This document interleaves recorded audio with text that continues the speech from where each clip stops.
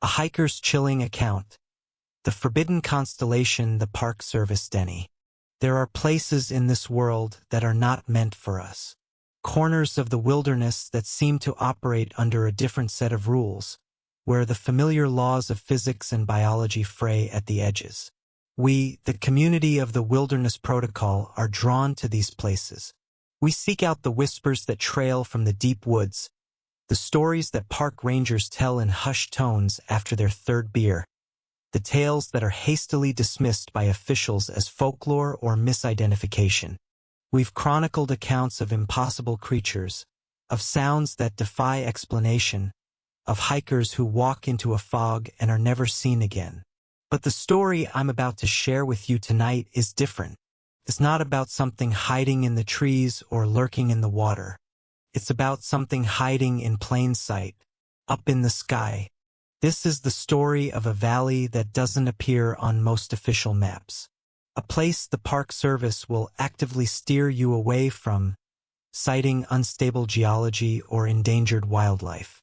But the real reason, the one they will never admit to, is that from this valley, and only from this valley, you can see a constellation that shouldn't exist. I know because I've seen it. I spent 3 weeks in that valley, and I can tell you with absolute certainty that the official story is a lie. But the most terrifying part isn't the cover-up. It's that whatever that thing in the sky is, it's getting closer. There are places in this world that are not meant for us. Corners of the wilderness that seem to operate under a different set of rules, where the familiar laws of physics and biology fray at the edges. We, the community of the Wilderness Protocol, are drawn to these places. We seek out the whispers that trail from the deep woods, the stories that park rangers tell in hushed tones after their third beer, the tales that are hastily dismissed by officials as folklore or misidentification. We've chronicled accounts of impossible creatures, of sounds that defy explanation, of hikers who walk into a fog and are never seen again. But the story I'm about to share with you tonight is different. It's not about something hiding in the trees or lurking in the water. It's about something hiding in plain sight, up in the sky. This is the story of a valley that doesn't appear on most official maps. A place the Park Service will actively steer you away from, citing unstable geology or endangered wildlife. But the real reason, the one they will never admit to, is that from this valley, and only from this valley, you can see a constellation that shouldn't exist. I know because I've seen it. I spent 3 weeks in that valley, and I can tell you with absolute certainty that the official story is a lie. But the most terrifying part isn't the cover-up. It's that whatever that thing in the sky is, it's getting closer. My journey into this particular darkness began where so many modern quests do. In the quiet, flickering glow of a computer screen late at night. It started with a digital ghost. A single post on a forum so obscure it was practically a myth itself. The site was called Noctua, named after the genus of owls. A fitting title for a handful of people who spent their nights staring into the void. This wasn't a casual stargazing forum for people with department store telescopes. This was a place for the obsessives, the purists, the kind of people who would hike for 3 days, carrying 100 pounds of gear, just to escape the faintest whisper of light pollution. The post was 6 years old, buried deep in a subforum titled Anomalous Celestial Phenomena. It was from a user I'd never seen before and would never see again. His handle was Salus_Watcher, Skywatcher. The post was brief, almost breathless in its simplicity. It read, "Has anyone else seen the Spiral Dancer? I have coordinates for a valley in the Sierra Nevadas. The Park Service denies access, but I went in anyway. It's not on any star chart I can find. It's wrong. The stars are too sharp, too cold." That was it. No photo, no video link, just those few lines of text. The replies were predictably dismissive, tinged with the kind of weary superiority common to niche experts. The first, from a veteran member, said, Probably just the Pleiades viewed through atmospheric haze, new guy. Or maybe the Andromeda Galaxy if you're lucky. Settle down. The second reply was more direct. Coordinates or it didn't happen. Salus_Watcher responded to that one. He posted a string of numbers, a latitude and longitude that pointed to a featureless patch of green on the eastern edge of the Sierra Nevada range. A week later, Salus_Watcher posted one last time in the thread. A final, chilling addendum. It was just 5 words. It's brighter tonight. And then silence. His account went dormant. His profile, which had no other posts or information, became a digital tombstone. The thread died, buried under years of more conventional discussions about nebulae and meteor showers. But I couldn't let it go. I'm a cartographer by trade, or at least I was. My life's work was to make the world make sense.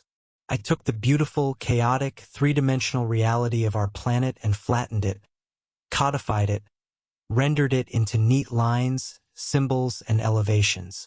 My job was to impose order on the wild. A map, to me, is a promise that the world is knowable, that every river has a source, every mountain has a peak, and every valley is accounted for. This post was a refutation of everything I believed in. A valley with its own private piece of the cosmos, a constellation that wasn't on the charts. It was like a bug in the code of reality, a geographical heresy. The words of Salus_Watcher haunted me, particularly his description. Not eerie or unusual, but wrong. The stars were too sharp, too cold. It was the language of an experienced observer. We who spend our lives looking at the sky know its texture. We know that starlight is ancient, softened by its journey of thousands or millions of years. It's filtered through interstellar dust and distorted by our own atmosphere, which makes it twinkle. It has a certain gentleness. Sharp and cold suggested something else entirely, something immediate, something alien. My obsession began. Started as a hobby, a late-night puzzle. I plugged the coordinates Salus_Watcher had posted into every mapping software I had access to, from commercial satellite imagery to classified geological surveys I probably shouldn't have been able to view. The coordinates pointed to a designated wilderness area, but a section that was marked on every single modern map as a special exclusion zone.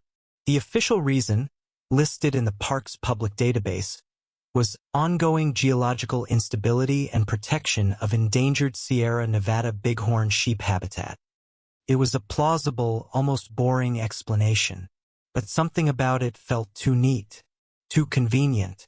I decided to test the official story. I called the main ranger station for that sector, posing as a geology student working on a thesis. I asked about the instability in that specific zone.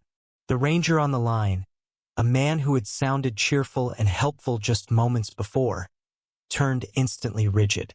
His voice became flat, rehearsed. That area is closed to all public and research access indefinitely, sir. The terrain is treacherous. We can't ensure your safety.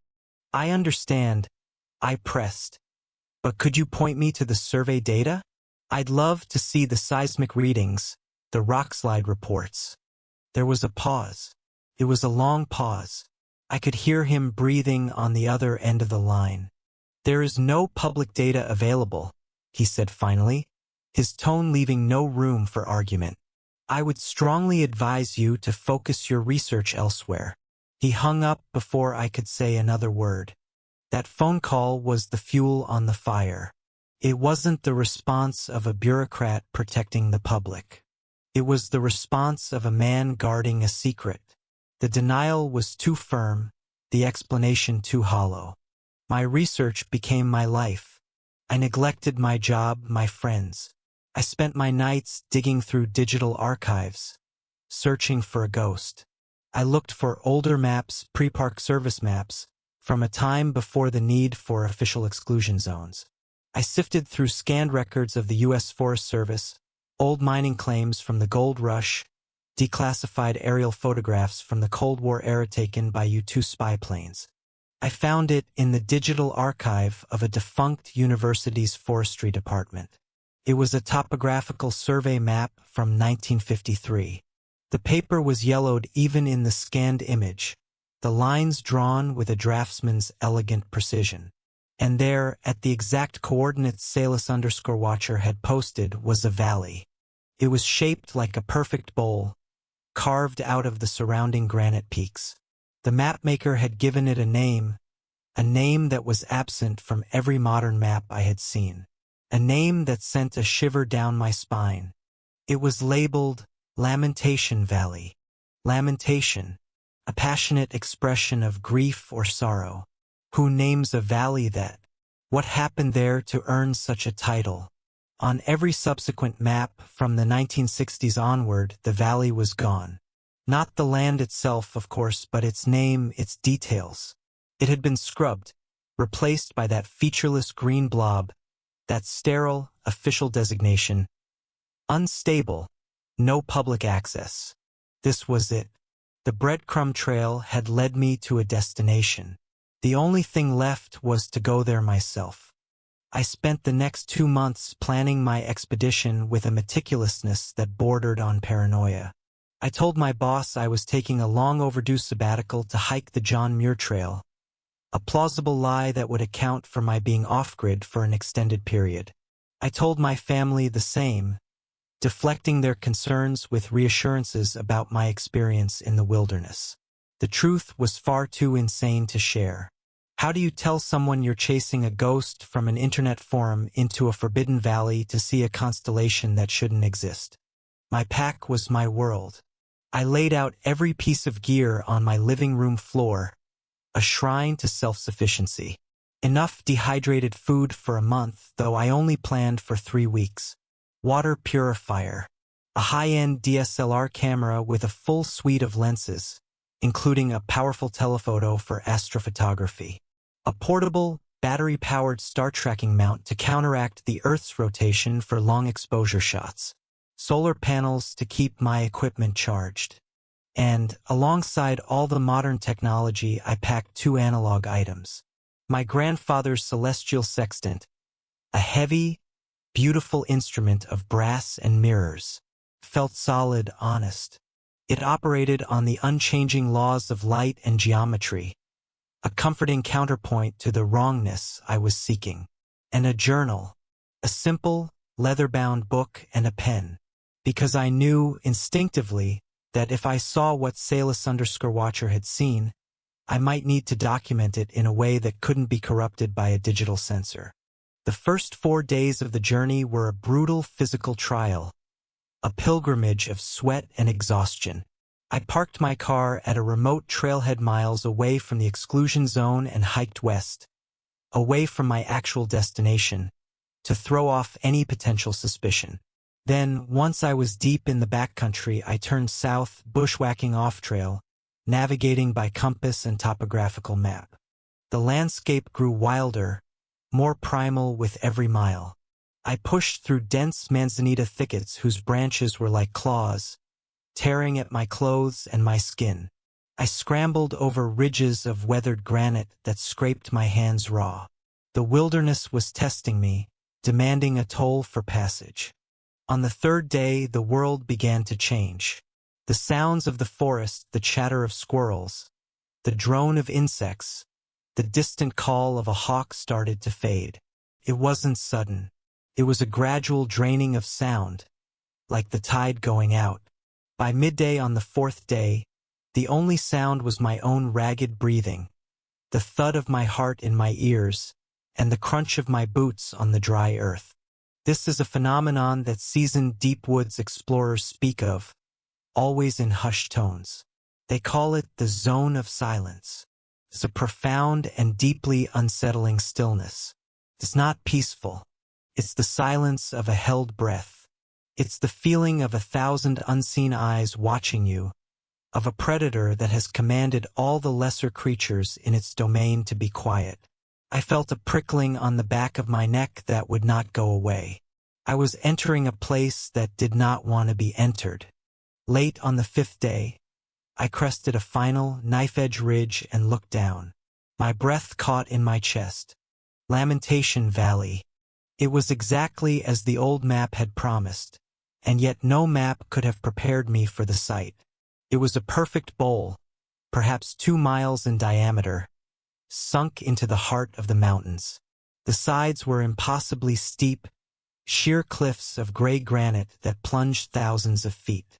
The valley floor was carpeted in a single, unbroken forest of what looked like black pines, their color so dark, so absolute, it seemed to suck the very light from the air.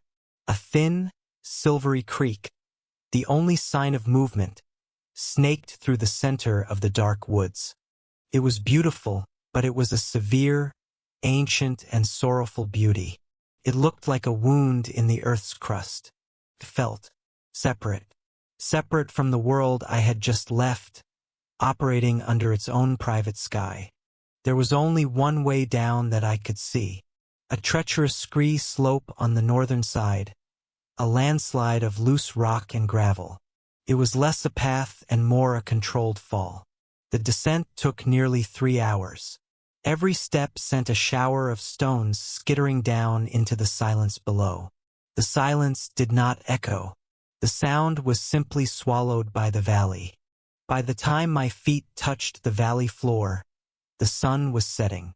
The last rays of light ignited the granite cliffs, painting them in spectacular, bloody shades of orange and crimson. The air was unnervingly still. No wind. The silence was now absolute, a physical pressure against my eardrums. I found a relatively clear spot near the silvery creek, the ground soft with a carpet of dark, unfamiliar moss. I set up my small tent, my little dome of nylon, a fragile intrusion of the modern world into this primordial place. I was exhausted, muscles screaming, but my mind was a live wire of anticipation and dread.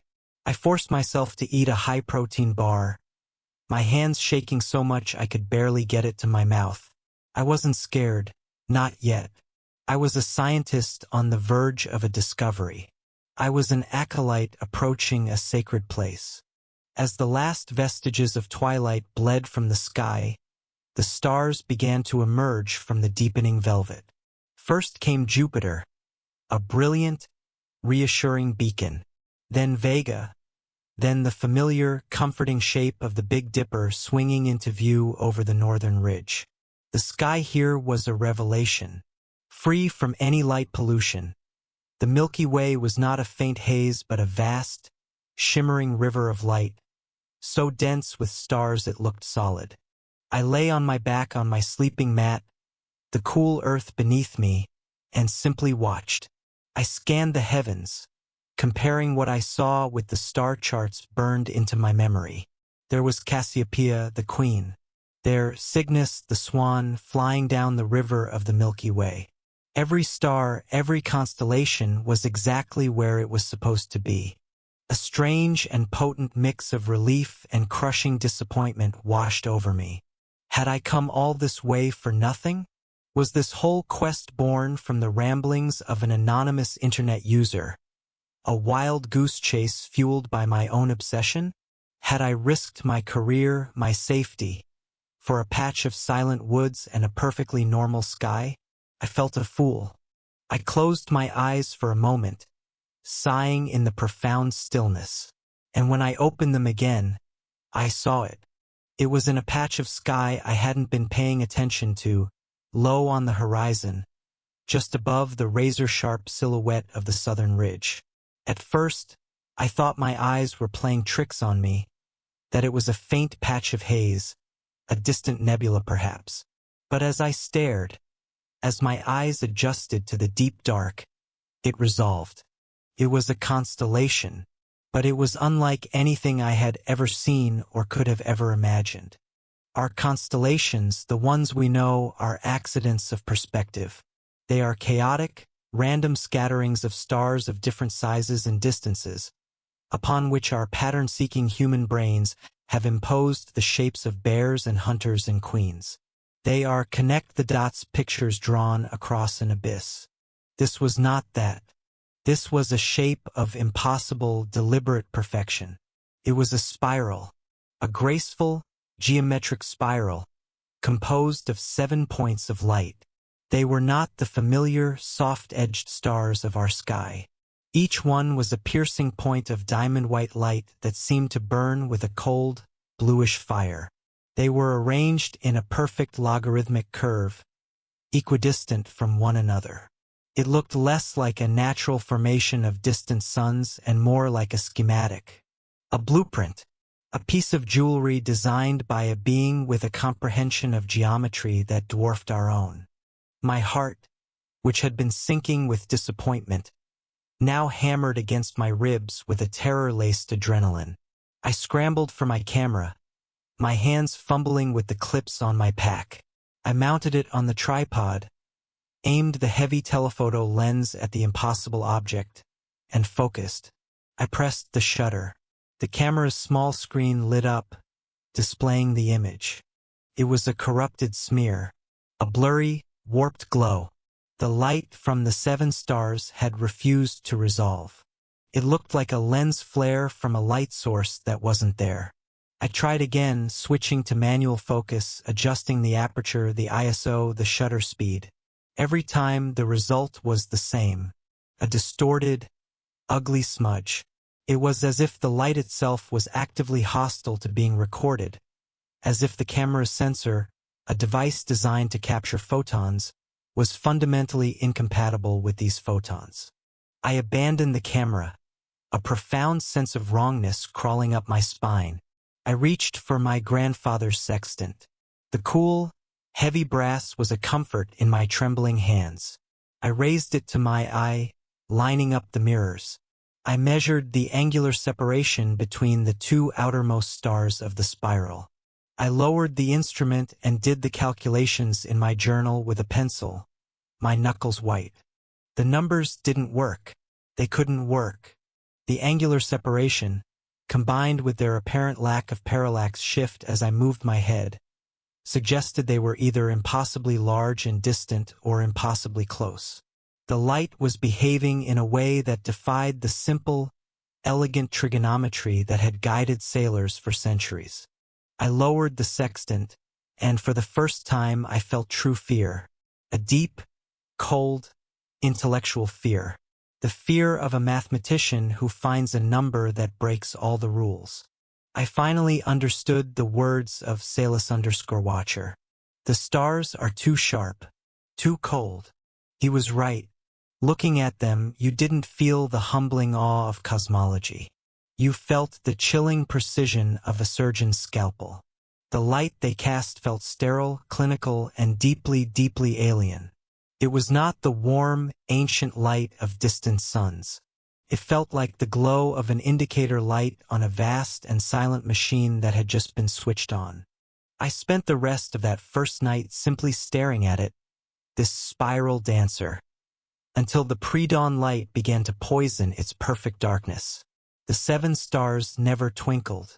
Stars twinkle because their light is refracted by the turbulence of Earth's atmosphere. These 7 burned with a steady, unwavering, and malevolent intensity.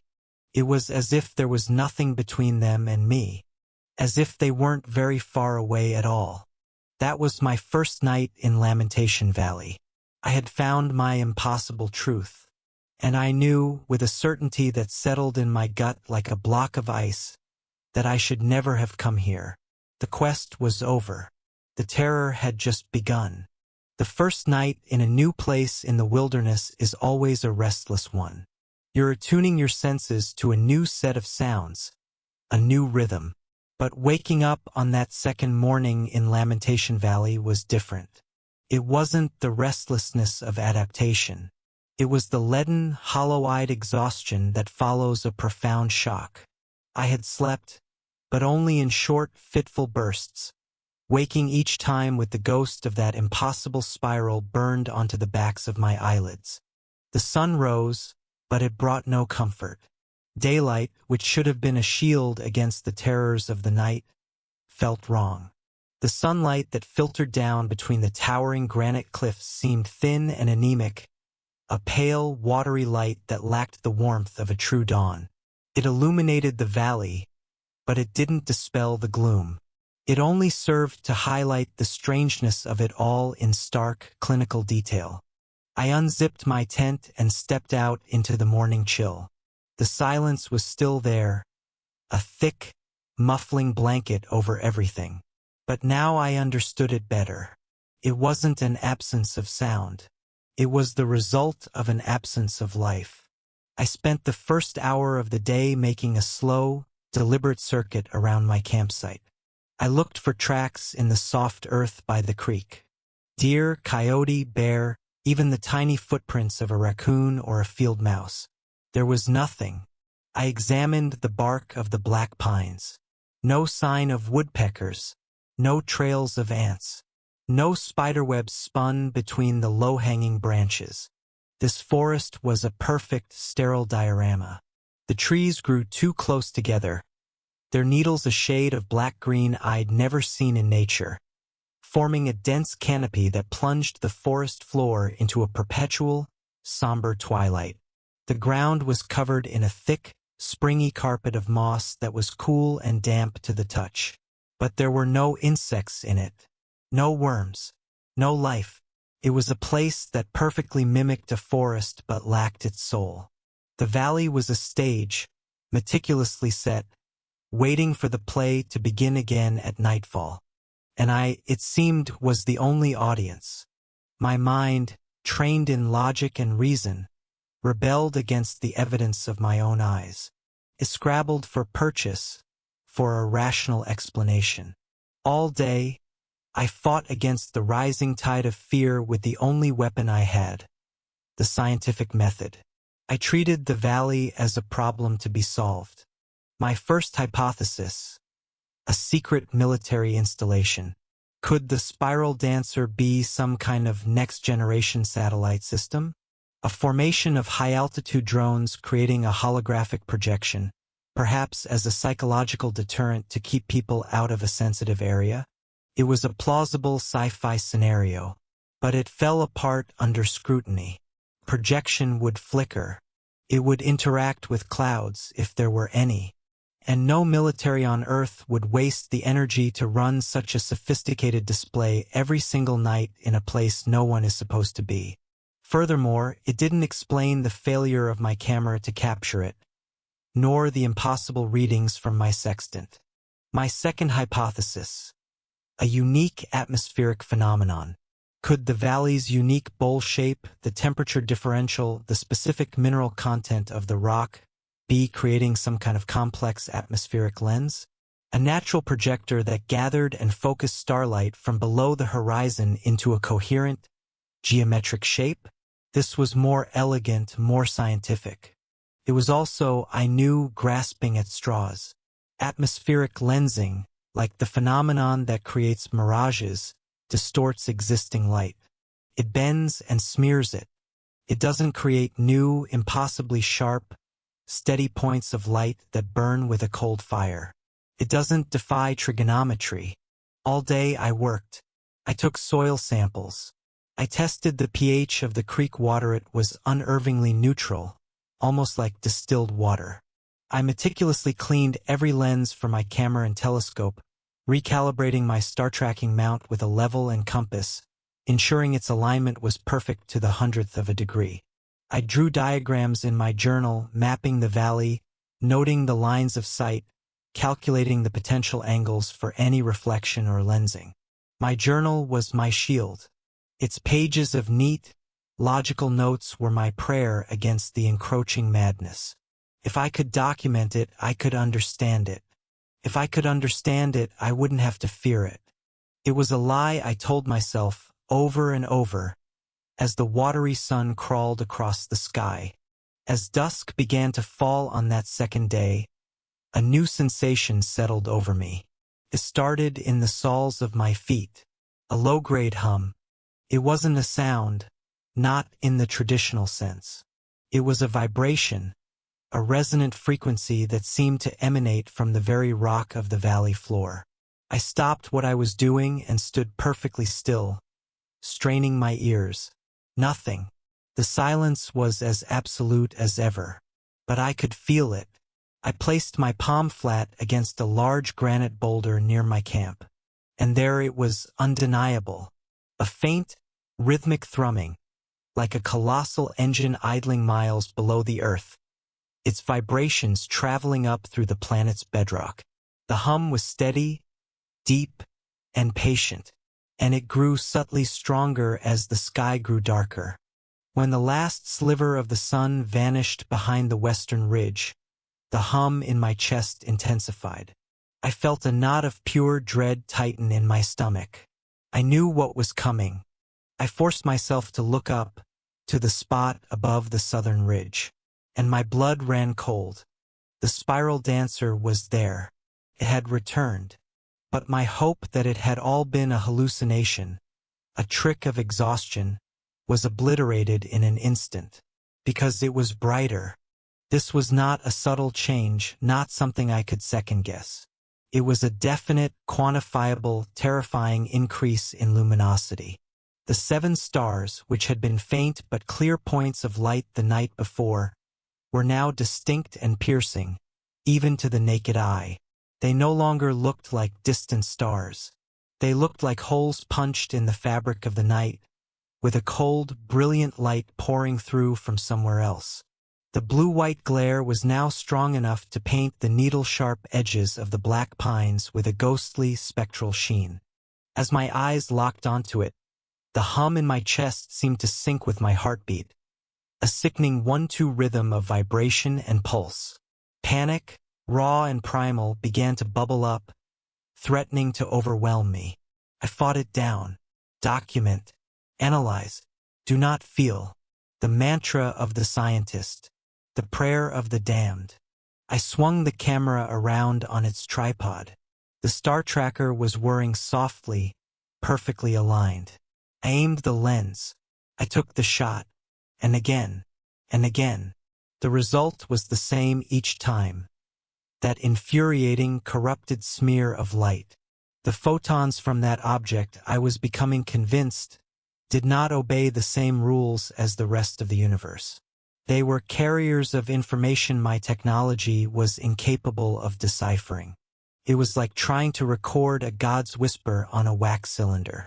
I abandoned the camera and turned to the telescope. With trembling hands, I guided it towards the spiral and leaned into the eyepiece. Magnified, the sight was infinitely more disturbing. The 7 points of light were not perfect circles. My observation from the first night had been incomplete. Each star was, in fact, a swirling vortex of light, a miniature galaxy of incandescent energy. The light wasn't static. It was in constant, silent, elegant motion, spiraling inward. And deep within the center of each of those 7 vortexes, at the very pinprick heart of the storm, I could just resolve something else. A speck. A tiny mote of absolute, light-devouring blackness. It wasn't a shadow. It was a void. A place where the light ended. It was a sight so fundamentally wrong that my eye tried to pull away, my brain refusing to process it. I recoiled from the eyepiece, a strangled gasp escaping my lips. I stumbled back and grabbed my journal, my hand cramping as I wrote, the pencil leads snapping twice from the pressure. Night 2. The constellation, I must stop calling it the 'tis significantly brighter. Apparent magnitude has increased by at least 20%, perhaps more. The light is not uniform. Magnified view reveals a vortical structure, spiraling into a central point of absolute non-light. A non-sound, a physical vibration, is now perceptible throughout the valley. It seems to correlate in intensity with direct observation of the object. My camera is useless, cannot capture a true image. I am beginning to believe the problem is not with my equipment, but with the light itself. A growing sense of paranoia has taken hold. The silence is no longer peaceful. It feels expectant. The valley is waiting for something. The next 10 days were a descent into a private hell, a terrifying routine that wore away at my sanity like water on stone. By day, I would force myself to explore, driven by a desperate need to find some other clue, some artifact, some piece of evidence that could ground what was happening in a recognizable context. I pushed deeper into the black pine forest. The further I went, the more the silence and sterility intensified. The trees grew in unervingly perfect rows in some places, as if planted. The air was always still, always cold, even at midday. I felt a constant, prickling sensation of being observed, a weight on my shoulders that would make me spin around, my hand on my hunting knife, only to see nothing but the dark, silent sentinels of the pines. Each night, the spiral dancer would return, and each night it would be brighter. The growth was not linear. It was exponential. By the fifth night, it was as bright as Sirius, the dog star. By the seventh, it outshone the planet Venus at her most brilliant.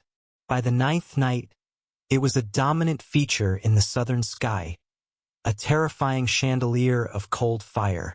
It was becoming so bright that it began to cast its own light. Faint, blue-tinted shadows began to stretch from the rocks and trees. My own shadow, cast by stars that shouldn't exist. The psychological toll was immense. Sleep became a forgotten luxury. When I did manage to doze off from sheer exhaustion, my dreams were a chaotic torment of impossible geometry. I dreamt of the spiral, but it was alive, a twisting serpent of light that coiled through endless, non-Euclidean spaces. I heard voices in my sleep, not speaking in words, but in a language of pure mathematics, a chorus of equations that described the shape of the spiral, the nature of its light, the structure of its central void. I would wake up shivering, drenched in sweat, the low hum in my chest a constant, unwelcome companion. I could feel it in my teeth now, a metallic vibration that never ceased. I was deteriorating. I was eating out of anxiety, my month-long supply of food dwindling at an alarming rate. The isolation was no longer a simple loneliness. It was a tangible, crushing presence. I started talking to myself, my whispers seeming profane in the oppressive quiet. Soon I was arguing with myself, one part of my mind clinging to reason, the other screaming that reason had no jurisdiction here. Was this all a hallucination? The prisoner's cinema that sailors and isolated inmates experience? Was I finally, truly going insane? I would cling to my journal as my only proof of a shared reality. The entries were my anchor. Night 8. The light is now bright enough to cast distinct shadows. I can see my own silhouette stretched out on the ground before me. A shadow cast by an alien star. The hum is stronger. I feel it in my fillings. I suffered a nosebleed this afternoon for no reason. The blood was dark and thick. Night 10. I can no longer keep food down. The very thought of it makes me nauseous. I have lost a significant amount of weight. Today I did something foolish. I tried to climb the southern cliff face, to see if the object would disappear if I left the valley's sightlines. The granite, which looked so solid, crumbled under my hands and feet like dry cake. I fell 20 feet, saved only by a twisted pine. The valley does not want me to leave. I am a specimen in a jar. The light from the spiral, it feels warm now. Not the pleasant warmth of a fire. A sickening, feverish heat that seems to bake the air and makes my skin crawl. On the 12th day, I was at my breaking point. I was weak, terrified, and verging on delirium. I abandoned my camp and just walked, stumbling aimlessly deeper into the black forest, not caring where I went. It was in this state of despair that I found it. Hidden in the densest part of the wood, so overgrown I almost missed it, were the remains of a structure. It was a small cabin, or what was left of one. The roof had collapsed inward, and the walls were leaning at precarious angles. The timbers were ancient, blackened with age and covered in a thick, velvety carpet of that same vibrant moss I had seen elsewhere. But here, it was almost glowing, an unnatural emerald green against the rotting black wood. This was no ranger cabin or hiker's shelter. This place was old. Felt like it had grown from the ground with the trees. A surge of adrenaline, the first positive emotion I'd felt in days, coursed through me. With a newfound strength, I pulled away the rotting planks that blocked the doorway and squeezed myself inside. Most of the interior was a ruin of decayed wood and packed earth. But in one corner, protected from the elements by a large, slanted section of the collapsed roof, was a small metal box. A lockbox. It was heavily rusted, the color of dried blood. It took me the better part of an hour, my hands shaking with a frantic energy, to pry the lid open using the tip of my hunting knife and a flat rock as a hammer. The metal shrieked in protest before the lock finally gave way with a gout of rust. Inside, cushioned by the tattered, disintegrated remains of what might have been oilcloth, was a journal. Its leather cover was stiff and cracked like old bark. The pages were yellowed and warped by decades of damp. The ink of the script within was faded, but the handwriting was a clear, elegant 19th-century cursive. My heart was hammering against my ribs so hard I thought it would break them. I turned to the first page. There was a name and a date. Silas Thorne, 1879. The world seemed to tilt on its axis. The air rushed from my lungs. I was not the first. I was not alone in this horror. My experience, which had felt so singular, so private, was just an echo. I was walking a path that had been trod more than a century before. And in my hands, I held a ghost's map. I sat on the damp, packed earth floor of the ruined cabin, the world outside forgotten. The cool, dead air of the tomb-like space smelled of wet rot and ancient dust.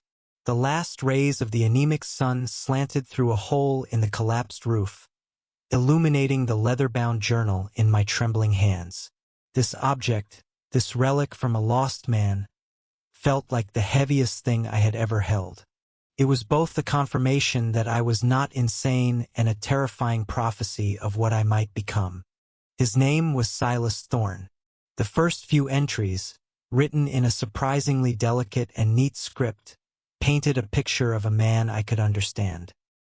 He was a prospector, a man of grit and optimism, drawn to this valley not by celestial anomalies, but by the age-old lure of gold. He wrote of his journey, the hardship, the quality of the rock, the stubbornness of his mule, a creature he called Jebediah. Then, about a week into his lonely vigil, the tone of the journal shifted. The change was abrupt. The confident prospector was replaced by a bewildered observer. I read the words, my own experience from 12 nights prior echoing back at me across a gulf of 130 years. October 12, 1879, he wrote, saw a queer thing in the sky tonight. After the moon had set, a new clutch of stars appeared above the southern ridge.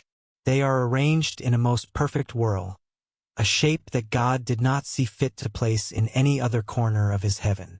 It is faint, but my eyes do not deceive me. It holds a strange and tidy beauty, like a silver brooch a lady might wear to court. A whirl, his 19th-century word for my spiral. I felt a dizzying sense of vertigo, of time folding in on itself. I was not the discoverer of this thing.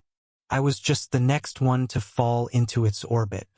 I read on, my eyes scanning the faded ink, the page rustling in the profound silence of the cabin. October 15, 1879. The whirl was brighter tonight. I swear it on my mother's grave. It has gained a fire it lacked before. Jebediah is spooked.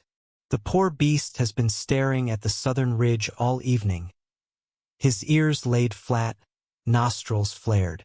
He will not settle. The silence in this valley weighs upon a man's soul. In the gold fields there is always noise, the sound of men and machines. Here, there is naught but the rush of the creek and the beating of my own heart. It is an unholy quiet. Silas Thorne, Salis_Watcher. Me. We were like three men standing on the same spot on a riverbank, watching the same monstrous shape pass in the current, separated only by the flow of years. His entries chronicled the same terrifying, logical progression. The growing brightness of the stars, the increasing sense of paranoia. He didn't use the word hum, but he wrote of a shaking in the rock. A deep tremor he could feel through the soles of his boots that made his teeth ache and the water in his canteen tremble. I flipped forward, my heart pounding. I was no longer just reading his story. I was looking for a way to avoid his fate. Then his entries took a turn into a deeper, more biological horror. He began to describe the effects of the light, how its influence was bleeding out of the sky and into the valley itself. October 21st, 1879. The light from the whirl is strong now. It casts a pale, sickly illumination across the valley floor long after the moon is gone. The trees, God help me, the trees are changing. I saw it this morning as I went to the creek. The pine needles are not the green of a living thing.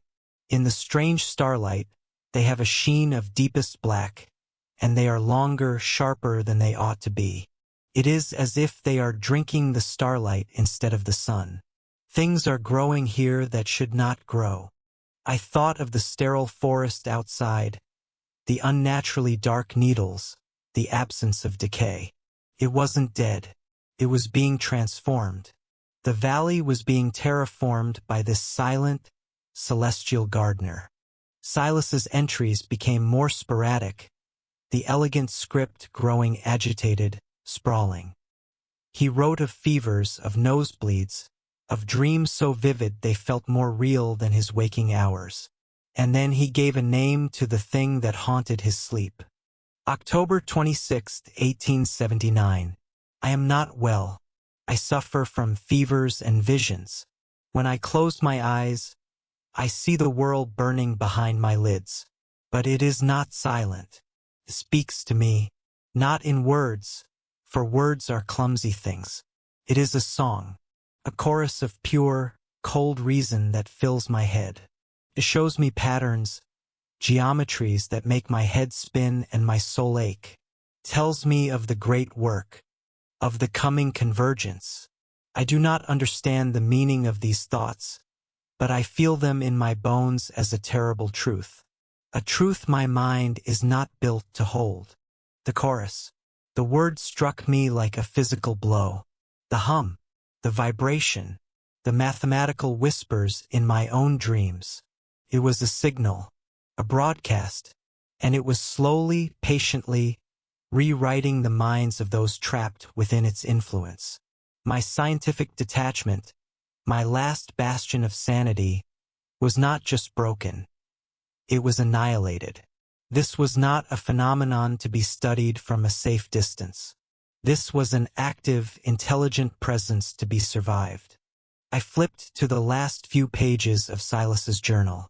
The handwriting was now a wild, barely legible scrawl. The ink was blotched in places, as if his hand was shaking uncontrollably. The final entries were a terrifying torrent of revelation. November 3rd, 1879. It is no constellation. A constellation is a lie of perspective, a child's game. This is one thing. The 7 points are but the brightest lamps upon the surface of a vast and intricate machine. A machine that is in the process of unfolding. I see it now. It is not moving through space towards us, as a meteor does. It is unfolding into our space from a place where the rules are different. The Park Service of the future will find my bones and name this place Lamentation Valley. They are wrong. This is not a place of sorrow. It is a place of worship. It is a receiving chamber. How could he have known? How could he have possibly known what this place would be called decades after his death? Did he see it in his fever dreams, a vision from the chorus? Or was the name not a description, but a prophecy he himself had set in motion? The thought was terrifying. The final entry was a single sentence, scrawled diagonally across the last written page. The ink bled into the paper like dark veins. November 5th, 1879. The eye is opening. The chorus is becoming a voice. It calls my name. The rest of the journal was blank. Silas Thorne never left this valley. He was consumed. He had become another note in the chorus. I stumbled out of the cabin, the old journal clutched in my hand, my breath a ragged saw in my throat. The sun was gone. The sky was a deep, bruised purple of late twilight, and there, hanging above the southern ridge, was the spiral dancer. But it was no longer a dancer. It was no longer a spiral. The thing I had observed for 12 nights was gone, replaced by a new and monstrous form. The light was now so brilliant it was physically painful to look at, forcing me to squint. It was brighter than a full moon, washing the entire valley in a sterile, pulsating, blue-violet glare. The 7 primary points were no longer distinct stars. They had swelled, their swirling vortexes of light bleeding into one another. The perfect, elegant geometry that had so fascinated and terrified me was breaking down, becoming something messier, more organic, more alive. And the spaces between the points were no longer empty. Faint, glowing filaments now connected them, a spectral web of light, like the axons and dendrites of a colossal neuron laid bare against the darkness. The whole object pulsed with a slow, rhythmic beat. It was an eye, a vast celestial eye, and it was staring down into the valley, staring down at me. Silas was right. The eye was opening. The hum was gone. In its place was the thing it had been building towards, an audible, low-frequency thrum that vibrated through the air, making the pine needles around me tremble and my bones resonate in sympathy. And woven within that thrum, I could now hear it with my own ears. A choir, a multitude of voices, genderless and soulless, singing in a complex, layered harmony that twisted the very laws of music. The sound was mathematically perfect and yet utterly nauseating. It was the sound of Silas's chorus. I backed away, a strangled cry dying in my throat. My journal, my scientific observations, my camera, my sextancy were all a pathetic farce. I was an ant trying to diagram the boot that was about to crush him. I had to get out. The thought was not a plan. It was a bolt of pure, animal panic. I turned and ran, my movements clumsy with terror. I didn't think to pack my camp, my tent, my supplies, my expensive equipment. It was all meaningless junk. I sprinted past my campsite, stopping only to grab my water bottle and my own journal from the tent flap. With Silas's journal in one hand and my own in the other, I ran. I ran north, away from the horrifying violet light, towards the scree slope that was my only way out. The chorus grew louder, seeming to come from every direction at once, as if the air itself was singing this impossible, soul-sickening song. It wasn't just in my ears. It was inside my head, a physical pressure building behind my eyes. I could feel words, concepts, trying to form in the chaos of the sound, alien thoughts my human mind was not built to contain. Images flashed behind my eyes, diagrams of spiraling dimensions, the sensation of time as a physical landscape you could walk through, the cold, irrefutable logic of life as a purely mathematical construct. I risked a single, fleeting glance over my shoulder. It was a mistake. The light was changing, the violet deepening to an angry, maggoty purple. The filaments of the web were brightening, resolving into a pattern of terrifying complexity. It was no longer just an eye. It was a spider, a web of light hanging in the sky, and it was getting closer. I don't mean it was descending from the sky. It was expanding, like a balloon being inflated. It was growing to fill my field of vision, the edges of it seeming to curl down over the ridges of the valley, breaking the laws of perspective.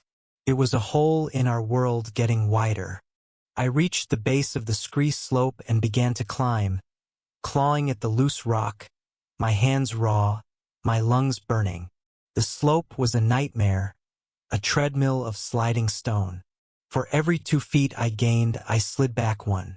The chorus was a physical roar now, a wave of sound that pushed against me. I felt a sudden, sharp pain in my nose and tasted the hot, coppery tang of blood. My 3rd nosebleed. My head was pounding, the alien geometries from my dreams flashing in my vision, threatening to overwhelm me. Convergence, unfolding, receiving chamber. The words from Silas's journal were no longer memories of something I had read. They were being hammered into my consciousness by the light, fresh thoughts, new truths. The chorus was teaching me. I clawed my way up the slope, driven by nothing but the animal imperative to survive. I could feel the violet heat on my back. I didn't dare look back again. I knew, with an absolute certainty born of terror, that if I saw its final, fully unfolded form, my mind would simply snap. I would become another Silas Thorne, another Salus_Watcher, another voice lost in the static. With a final, desperate heave, I hauled myself over the rocky lip of the ridge, collapsing onto the blessed, solid, normal ground of the outer world. I rolled onto my back, gasping, my body a symphony of pain, and I looked up at the sky. I saw nothing, just stars, the beautiful, random, chaotic spray of a normal night sky, the Big Dipper, Cassiopeia, the soft, gentle glow of the Milky Way. There was no web, no violet light, no I. The chorus was gone. The silence that rushed in to fill the void was the most beautiful, sacred sound I had ever heard. I lay there for what could have been an hour, maybe more, weeping, not with sadness, but with the raw, shuddering relief of a man who has been pulled from a wreckage. I had escaped. I was out. But as I finally, shakily, got to my feet and began the long, stumbling journey back towards a world I was no longer sure I belonged to, a new and far more insidious fear began to bloom in my heart. The valley was a container, a lens. It focused the phenomenon, made it visible, audible. But that didn't mean the phenomenon wasn't there when you couldn't see it. The signal was still being broadcast. I had been exposed to it for 13 nights. I had its gospels in my hands, its song in my memory, and its mark on my soul. I had escaped the valley, but I was not sure the valley had escaped me. The journey out was the inverse of the journey in. I had walked into Lamentation Valley as a scientist, an explorer, driven by intellectual curiosity and a foolish sort of courage. I stumbled out of it as a fugitive. My body was a wreck, a canvas of scrapes, bruises, and exhaustion. But the real damage was deeper. My mind, the orderly Cartesian grid I had used to map and make sense of the world, had been shattered. In its place was a landscape of raw terror and a knowledge I would spend the rest of my life trying to forget. The first few miles were a disoriented flight. Every snap of a twig, every rustle of leaves in the wind, sent a jolt of adrenaline through me. I kept expecting the violet light to spill over the ridge behind me, for the sickening chorus to resume its song in my skull. But there was nothing, only the normal, chaotic symphony of the living wilderness. And it was jarring. The chirping of crickets, a sound I had found comforting my entire life, now seemed frantic and shrill. The hoot of a distant owl felt like a scream. I had spent 13 days in a place that had been muted by a higher power, and now the cacophony of life felt profane. Took me 2 days to hike back to my car. I moved on autopilot, fueled by the last of my adrenaline and a primal need for the safety of civilization. I didn't stop to eat. I had no food left and no appetite. I drank from streams without bothering to purify the water, my thirst overwhelming my caution. Reaching my car was one of the strangest moments of my life. This metal box, this product of human engineering, felt like an artifact from a different species. I ran my hand over the dusty hood. The cold, painted steel a grounding, tangible sensation. I fumbled for my keys, my hands shaking so badly it took 3 tries to get the key in the lock. The moment I turned the ignition and the engine roared to life, I broke down. I sat in the driver's seat and wept, great, shuddering sobs of relief and grief. The sound of the engine, the glow of the dashboard, it was the sound of my world, a world I had almost lost forever. Re-entry into society was a brutal shock. The first gas station I stopped at felt like a vision of hell. The bright, fluorescent lights were a painful glare, the cheerful chiming of the door a piercing shriek. The faces of the other customers seemed grotesque, their smiles too wide, their laughter too loud. They were all blissfully, idiotically unaware of the silent, growing horror that hung in the sky, hidden just beyond their perception. I felt like a ghost, a man out of time, burdened with a secret that made me irrevocably different from everyone around me. As was required, I had to check in with the park service. I had a permit for the John Muir Trail, and I was now days overdue. I drove to the ranger station I had called months earlier, my heart a cold stone in my chest. I had rehearsed my story, the plausible lie. The ranger who met me was an older man, his face a leathery map of sun and wind. His name tag read Harris.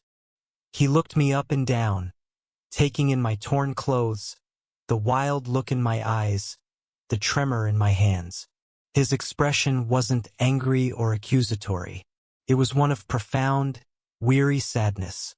"You're the fellow who was hiking the JMT," he said. It wasn't a question. "Yes," I managed, my voice hoarse. I got lost. Took a wrong turn off trail. My compass must have been off. It was rough." Harris just nodded slowly, his eyes never leaving mine. "You look like you've been through it. You're lucky. People get lost in these mountains and are never found." He gestured to a chair. "We have a mandatory debriefing form for situations like this. Just a few questions about where you went." He pushed a form across the desk. I filled it out with lies, describing a fictional series of canyons and ridges far to the west of Lamentation Valley. He watched me write, his gaze heavy. When I was done, he took the form but didn't look at it. He leaned forward slightly. "Tell me," he said, his voice low and confidential. "Did you see anything unusual out there? Strange lights? Hear anything you couldn't explain?" This was it, the moment of truth. A part of me screamed to tell him everything, to show him the journals, the impossible drawings, to share the burden. But I looked into his eyes, and I saw a man who wasn't looking for answers. He was confirming a suspicion. He was a gatekeeper, and he was testing me to see if I had found the key. I held his gaze. "No," I lied. "Nothing but rocks and trees. I was just dehydrated, disoriented." Harris stared at me for a long, silent moment.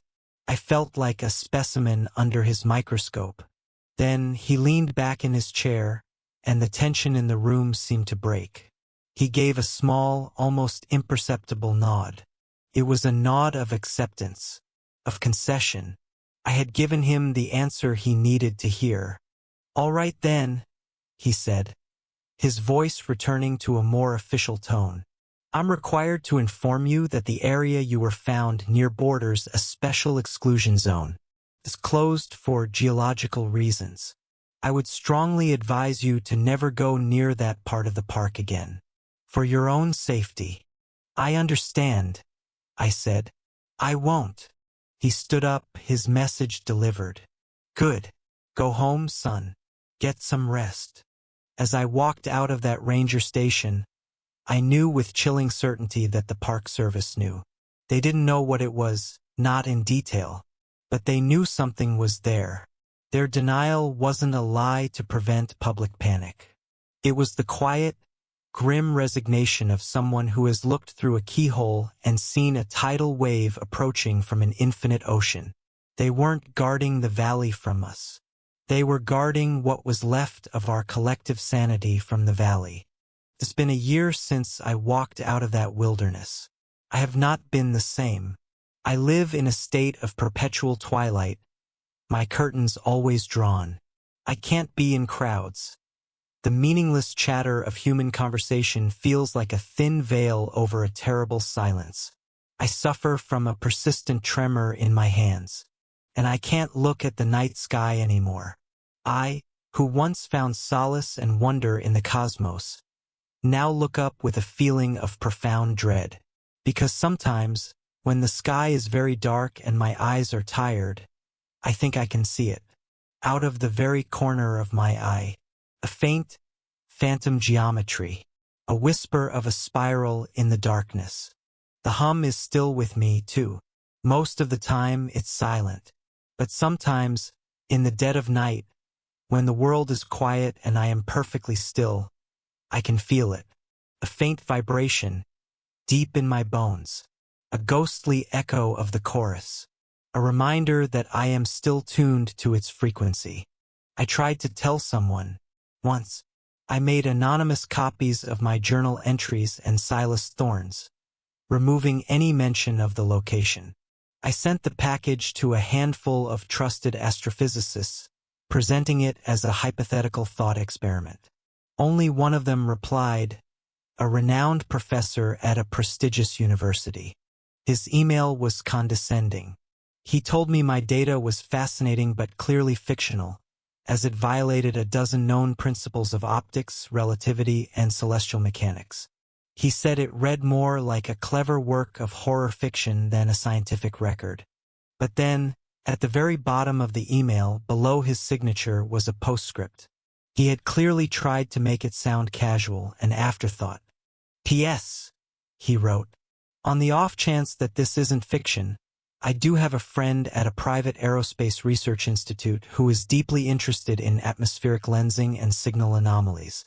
If you had the exact coordinates of this valley, he would be willing to fund a discreet, formal investigation. I felt a cold dread creep down my spine as I read those words. I saw a future of more people like Silas, more people like Salis_Watcher, more people like me. Another expedition that wouldn't return. Another set of souls fed to the chorus.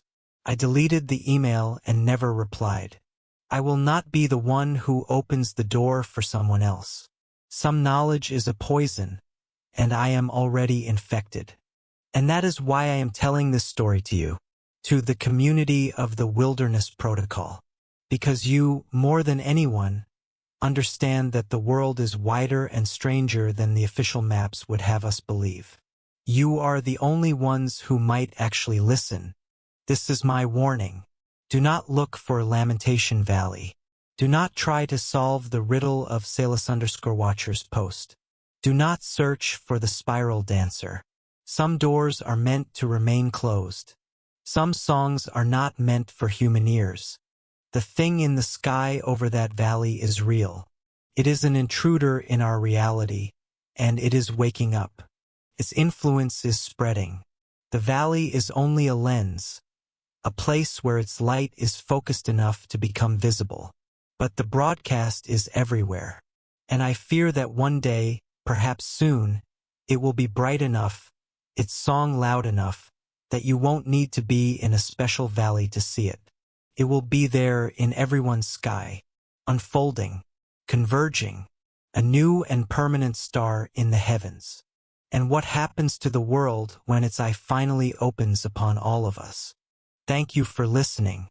The story you've just heard is a testament to the fact that the greatest mysteries aren't always hidden deep in the earth, but can sometimes be found by simply looking up. If you have encountered inexplicable things in the wild, strange lights in the sky, or places where the world just feels wrong, share your story in the comments below. This community is a place for those stories to be heard. Subscribe to the Wilderness Protocol for more accounts from the fringes of our known world. Stay vigilant, stay curious, but above all, stay safe. And listen to the silence. It might be trying to tell you something.